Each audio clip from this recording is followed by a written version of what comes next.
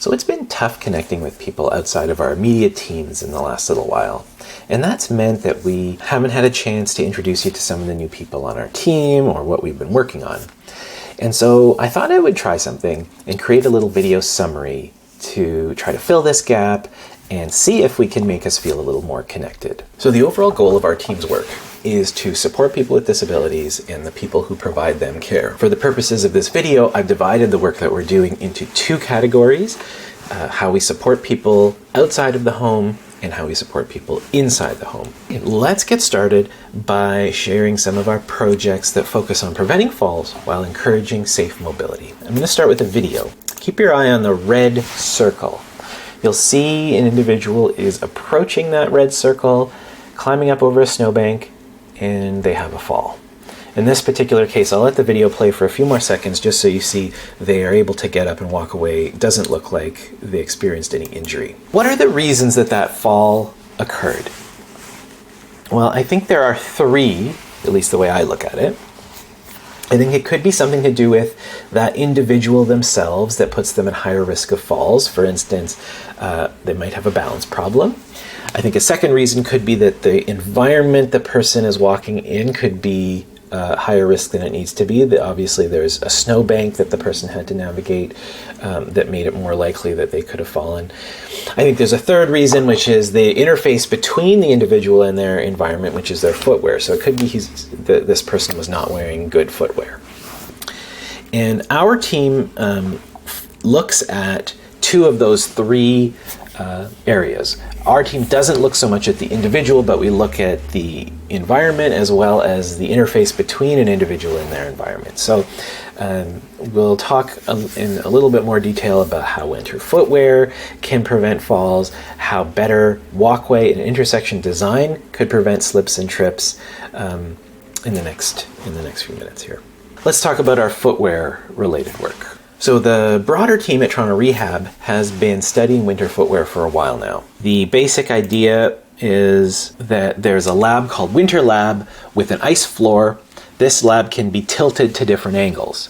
You have people walk up and down the icy surface, and you can rate winter footwear by how steep an angle it's able to walk up without slipping. So here's an example. The person that's walking on the ice surface here is Jeff Fernie, who's really the person who came up with this idea and built these labs and made all of this testing possible. We call it the maximum achievable angle test. And so you can see in the first case here, this boot, the first boot that he's walking with, you can see that it starts to slip at just a 2-degree angle, which is not very steep. You can compare that to another boot that is able to climb up a much higher angle.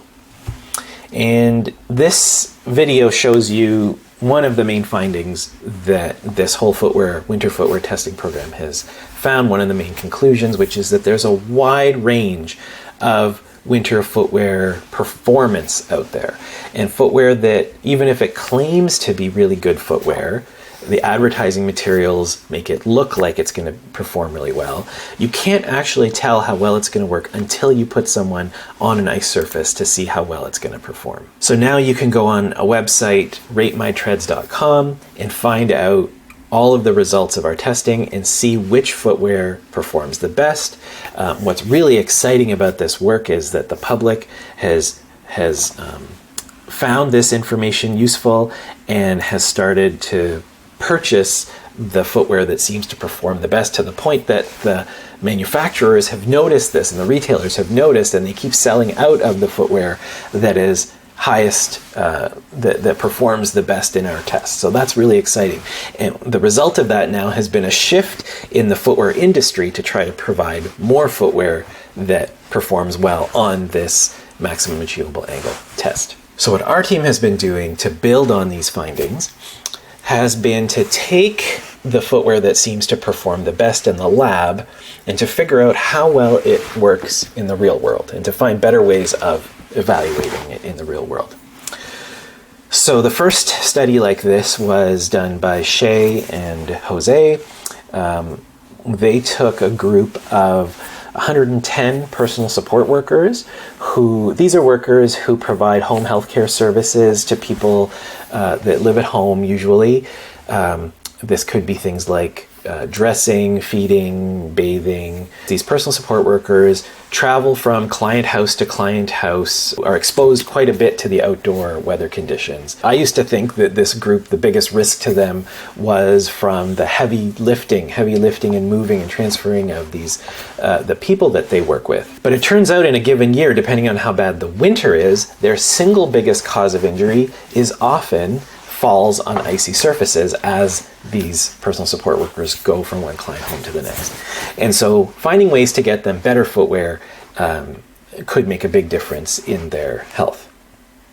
So what we did is we took a group of 110 of these workers and split them in two, gave half of them the best footwear that we had access to based on the maximum achievable angle test. So based on which ones worked the best in that study, in that testing program, 50 of these personal support workers got that footwear. The control group, personal support workers, were asked to wear their own footwear that they already had. We gave them $150, kind of the value of the footwear we gave the other group. And we asked both groups to report the numbers of slips and the numbers of falls they experienced over 8 weeks in the winter. What you see here are the results, which were quite surprising for us to see how big a difference this footwear made. The number of falls and the number of slips that were reduced as a result of having the better footwear was pretty shocking.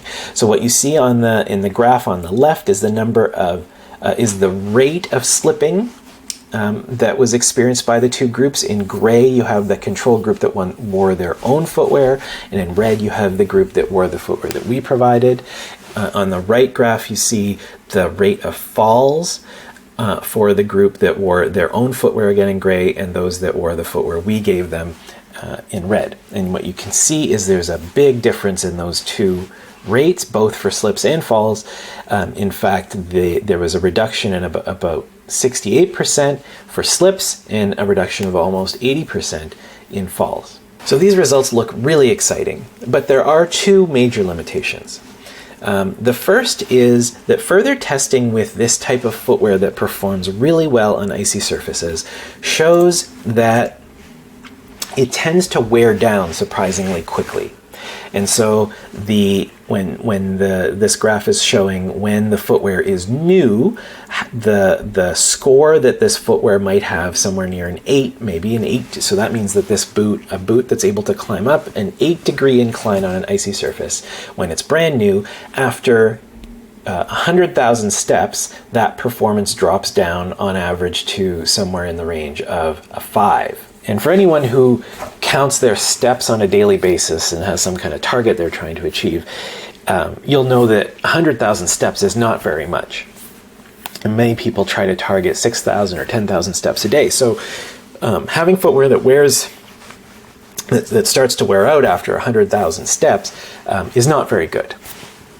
And so we've had Shay and Atina and Sophia and I have been trying to find ways to address this problem. One of the things that we've been doing is developing our own materials, trying to understand what it is about the footwear that performs really well on icy surfaces. It's really made up of a new generation of composite materials that are used in the outsoles of these particular boots. The ones that perform really well and seem to pass our tests the best are advanced materials or incorporate advanced materials. In this case, we see an electron microscope image of a type of material that is one of these composites that has little glass fibers, microscopic glass fibers that you can see jutting out of the surface of the outsole that grabs the ice underneath, that helps grip the ice. And that's the reason that some of these materials seem to perform so well on these icy surfaces. Unfortunately, the fact that glass, that they're using glass, is a problem because glass is relatively soft and tends to wear out as well. And so, especially for people who are wearing it, using it on concrete or walking on pavement and things like that. So Reza and Shay have been working with us. These are both two of my former postdocs that have been working on finding new materials that not only have good slip resistance on ice, but also have better wear resistance than the existing materials that are out there. And we've recently patented a material, and we're hoping to, and Shay actually recently got her first grant to test out this material in a prototype and create some prototypes. So that's very exciting. The other main limitation to the footwear testing that I've described so far is the need for an individual to detect when a slip is happening. So in the lab-based testing, the maximum achievable angle testing, there's an observer in the lab that's watching to see if someone slips as they walk up and down these icy slopes. In the case of a person in the real world wearing a pair of boots, we're asking them to self-report how often they slip. And in both cases, we're pretty sure that the ability of the person to detect slips is variable. So over time, and different people probably are, some people are better at this than others. And so in order to make this both types of testing more objective, Danny and Davood have been working on developing automated slip detection systems. So for Danny's project, he used a set of motion capture cameras to track reflective markers that were mounted on the footwear that people were wearing, and he used the data from that motion capture system to train an automated machine learning system to detect when slips were occurring. On the left side of the screen, you can see the number of slips that he recorded using the motion capture system that was ultimately used to train his models. So with Danny's system, it'll work great in Winter Lab, where we have a motion capture system that can detect slips. However, for much of the testing that we ultimately are interested in, we want to know how well footwear works in the real world. And to be able to do that type of testing, what we need is something that can be strapped onto a pair of boots that will detect when someone is slipping as they're walking along. A wearable slip detection system. So that's what Davood's job is. So he's a PhD student, and his project is to develop an automated wearable slip detection system. And what's interesting about his project is that he's using audio signals, a simple microphone embedded within the boot as one of the main sensing systems that will detect when slips are happening. We think we can hear slips as they occur. So now let's look at how we can make the environment safer when we're thinking about preventing falls and encouraging safe mobility. So Dr. Allison Novak and I were funded to look at the safety and usability of outdoor walkways, crosswalks, street crossings. So we're applying two approaches to this work. The first is to use bird's eye view video images like the one you see in the left of the screen here, to be able to identify and track pedestrians that are moving across these crosswalks. Our goal is really to identify people using assistive devices or those who may be the slowest walkers, to try to understand how the design and maintenance of these intersections could be improved. For instance, we know that in winter, when we have a bit of snow or ice, curb ramps, that's the part of the side of the intersection where the sidewalk comes down and meets the road. We know these curb ramps become obstructed by snowbanks like you saw in the video that I showed earlier. As the snow starts to melt, we know we get these giant puddles that form at the base of these curb ramps, and so they create obstacles for people.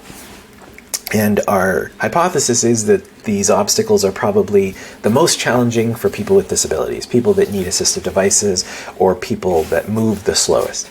And so we're trying to develop some computer vision and machine learning approaches to efficiently collect data from large numbers of pedestrians so that we can start to see patterns.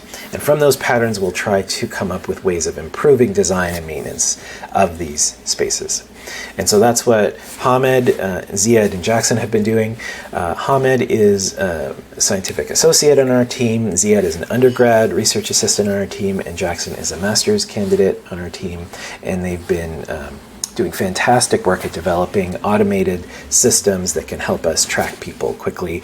We're about to purchase a higher fidelity camera that we're going to install and get much higher resolution images that hopefully we can use even to detect, as I mentioned, assistive devices that people are using as they're traversing along these spaces. The other approach we're taking is trying to understand how we can reduce the risk of tripping on outdoor sidewalks by measuring how much we lift our feet as we're walking. So when we take a step, one of our feet swings past the other foot that's planted, and the distance between the ground and where our foot swings by can be measured as the minimum foot clearance, and it tells you the likelihood of you tripping on an uneven area of the sidewalk or a crack or an obstacle. So what's interesting is different jurisdictions have different allowable heights for obstacles on sidewalks. Some places allow obstacles to be 13 millimeters tall before someone has to come and fix it. In other places, an obstacle that's 6.4 millimeters needs to be repaired. There's already some lab-based data that says up to 15% of the population could trip over an obstacle that's 6.4 millimeters tall. But we suspect real-world measurements will show that the actual tripping risk is much higher than that. And so Ghazaleh, who's a former master's student of mine, and Abdul Rahman, who's an undergraduate student working for us, together they did a literature search to try to understand if there are existing methods out there that we could use to measure foot clearance values in real-world settings, in real-world sidewalk settings. And what they found was there are no good methods. And so what we did was we developed our own method. And Hashim and Hamed and Anchana will be involved in the next phase of using this system that Ghazaleh developed and tested. So here's the system that Ghazaleh came up with for measuring foot clearance from large numbers of people efficiently in a real-world setting.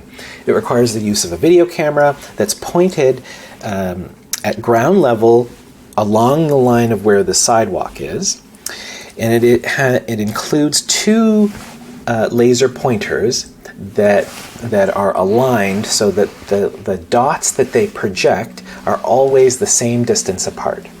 And by looking at the number of pixels between two dots on the video, between these two dots on the video image, we can use that conversion to calculate the distance between the foot and the ground during swing phase as the person walks past the camera.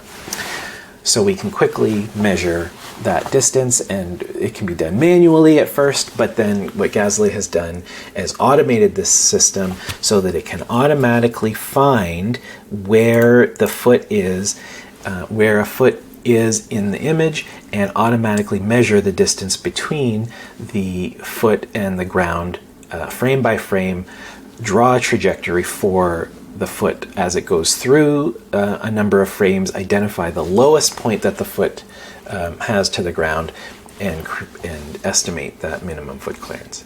Hamed is going to improve on Ghazaleh's methods here. We may introduce a second camera to try to make our estimates more accurate, and Anchana will apply these methods in her master's that she's about to embark on. So the last project I want to touch on briefly is our work to try to make our national parks more accessible. So this is quite an involved project. Quite a few people are involved. Allison is coordinating and is being supported by Wakas, Ziad, Neha, Yashoda, Mark, Hossein, Cesar, Steve, Allison, Jenny, Walter, Kathy, David, Khadija, Carmen, Lucy, and Stephanie. We have not only staff and students working on the project and a large number of co-investigators on this project, but as well, we have a large number of community members who are people that either have a disability themselves or live with someone who has a disability and provide care for one of these people. And we've had a lot of really good discussions around how we can make these spaces more accessible.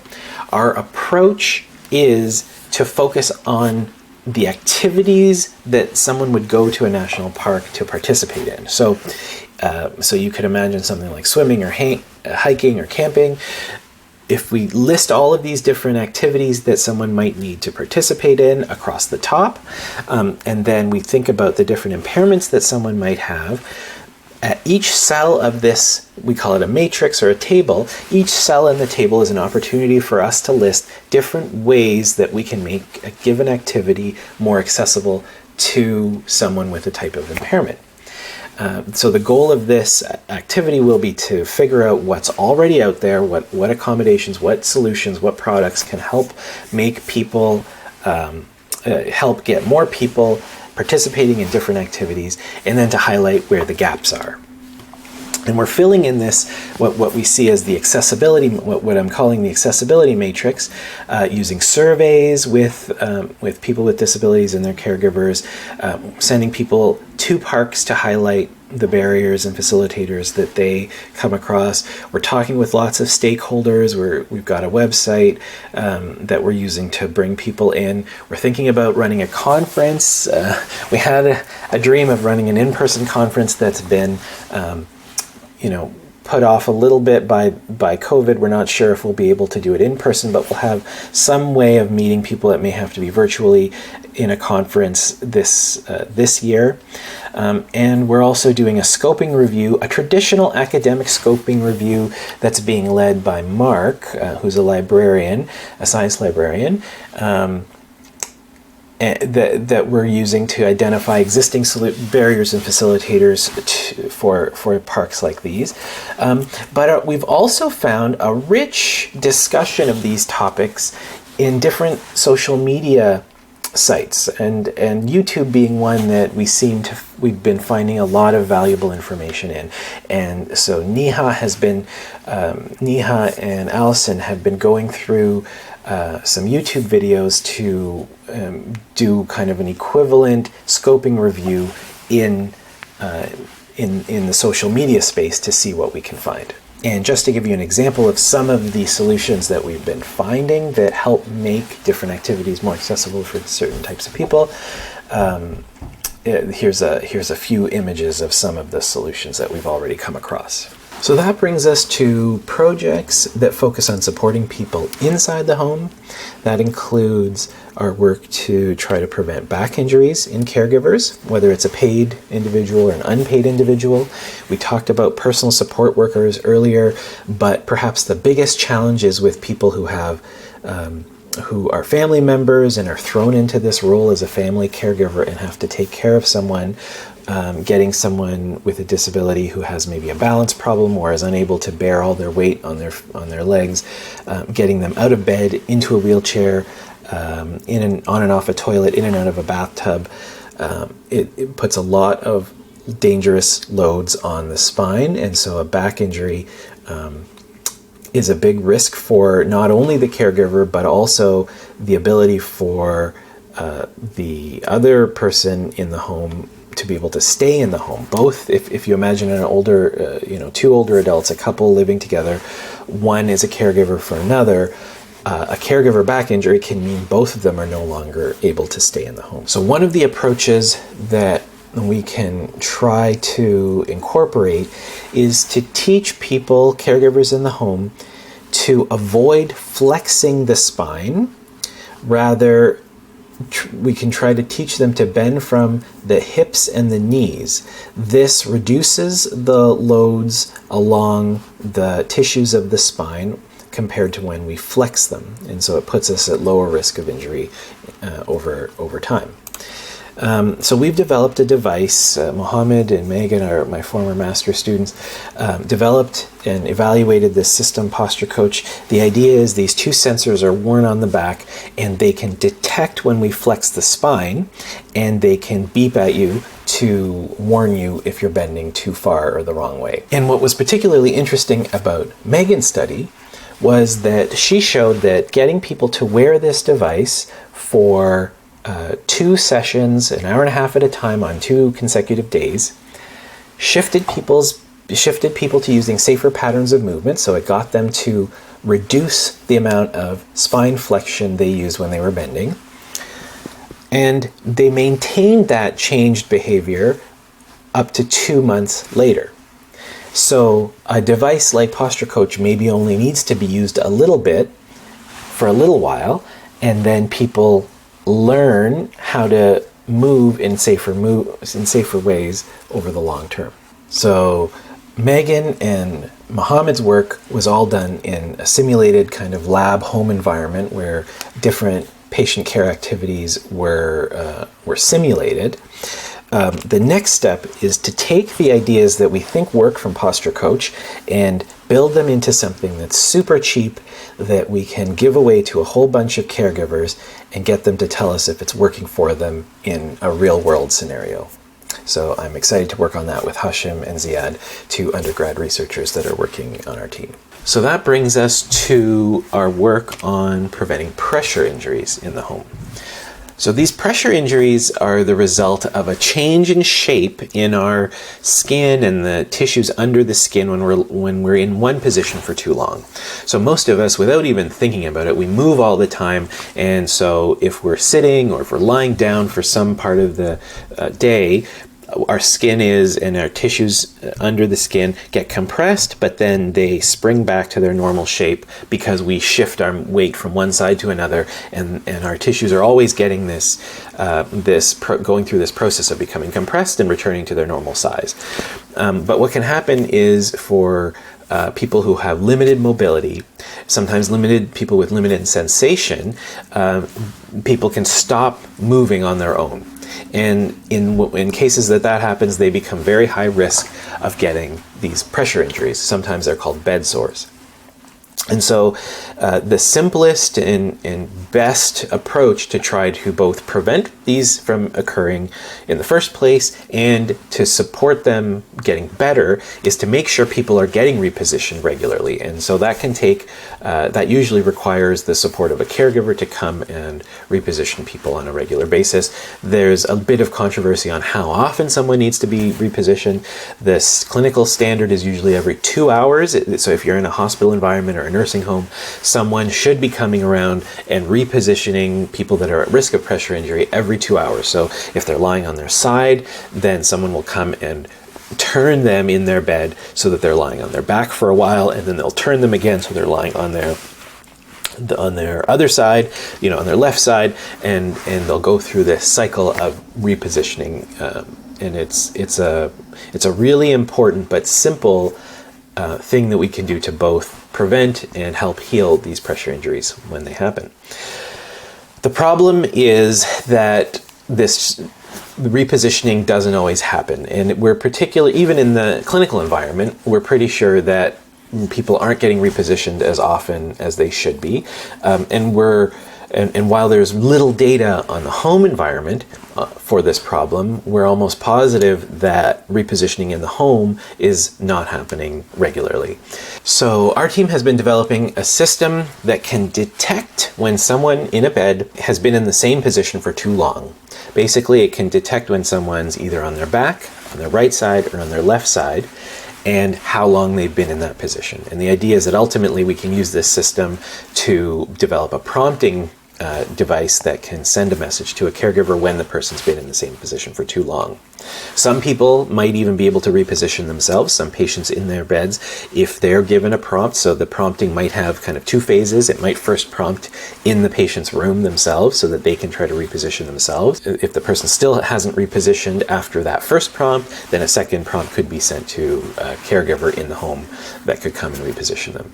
It's a challenging thing to ask people to reposition people all the time. I mean, overnight, there's clearly challenges with in a home environment where, if you imagine you have a primary caregiver who needs to sleep, they clearly need some support to be able to do this sort of thing around the clock. But part of what this device will allow us to do is to test different interventions, whether education or prompting systems or other methods, timers, alarm clocks, whatever it is that we want to test.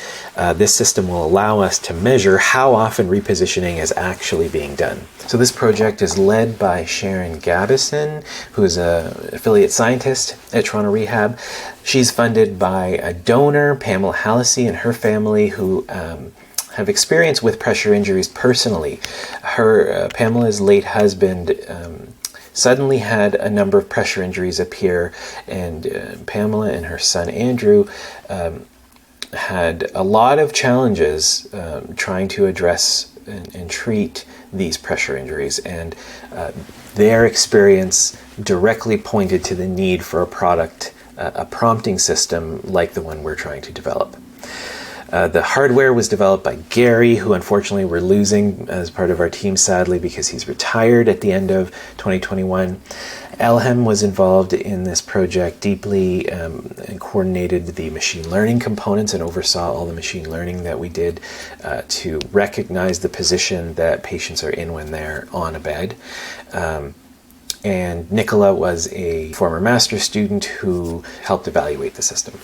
What makes our system different than the other ways that someone might go about detecting what position someone in is that our system doesn't need to be attached to the patient directly.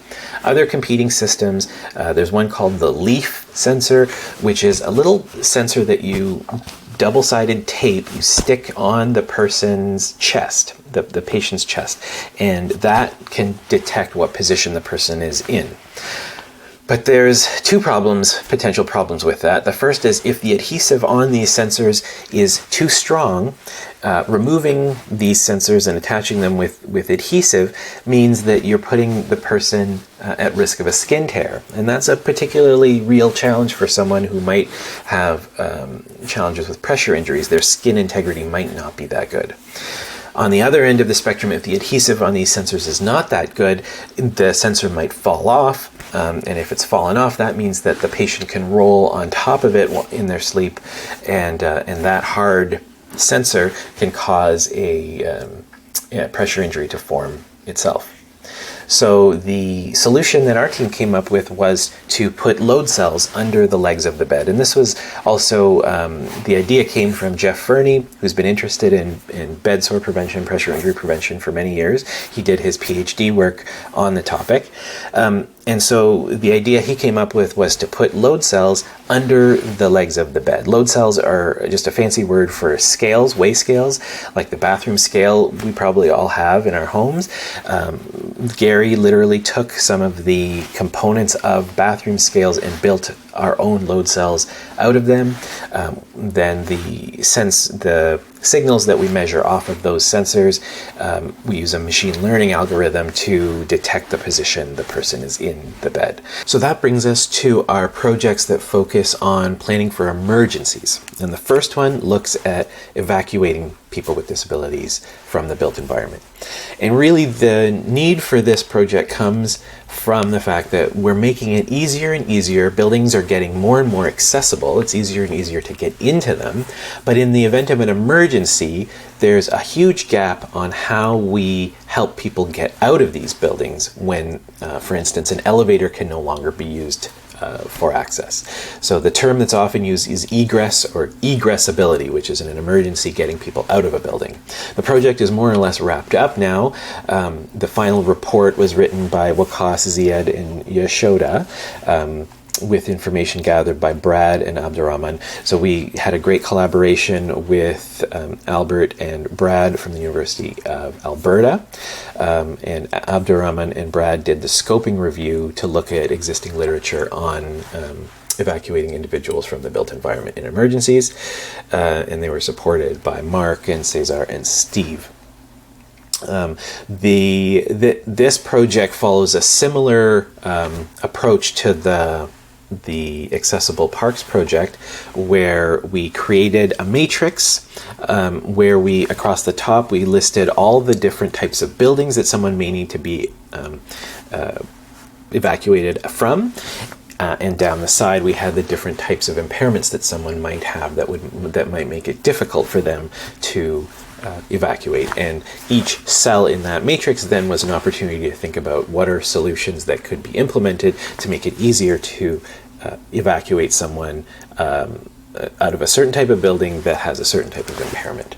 And so we came up with, we scoured both the literature and the internet in terms of products and devices that are out there that can help with these types of evacuation planning. So while we were undertaking this egress project, COVID-19 happened, and it occurred to us that perhaps we should be looking at what sort of response should society have to best support people with disabilities and their caregivers in a pandemic. And so Yashoda created a survey and distributed that survey, and she and Allison went through the results, which included both people with disabilities as well as caregivers of people with disabilities, to get a sense of what their biggest challenges were and how these challenges might be addressed. And they've now drafted a paper that we're about to submit. Last but not least, we'll look at a project that tries to improve hand hygiene at home. And this is an idea that I've been thinking about for a long time, many years, ever since my oldest son was born about 6 years ago. I remember bringing him home from the hospital and being, as a new dad, being kind of petrified of people coming in with bringing germs into our home when he was really little. And then with COVID, it's become even more of a concern for me. I've always thought it would be interesting to have a little device stuck to the wall just inside the main entrance to our home that starts flashing or beeping when someone comes through the door, that reminds them to wash their hands. Basically, this is what Paul Kumar, a master student with me, has developed.